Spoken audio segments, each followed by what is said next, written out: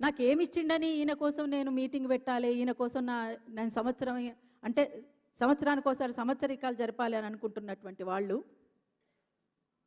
తండ్రి వారసత్వానికి కొనసాగింపుగా ఆ కుటుంబం అంతా నిలబడి, అందులో ముఖ్యంగా తమ్ముడు పృథ్వీరాజ్ భుజాన్ని వేసుకొని, అంతేకాదు మేము ప్రత్యక్షంగా చూసినాం, ఎక్కడ ఉన్నా ఎంత బిజీగా ఉన్నా సాయంత్రం అయిందంటే చాలు నాన్న ఒక్కడే ఉంటాడు, పోవాలి అని చెప్పేసి నాన్న కోసం ఇంటికి పరిగెత్తేవాడు.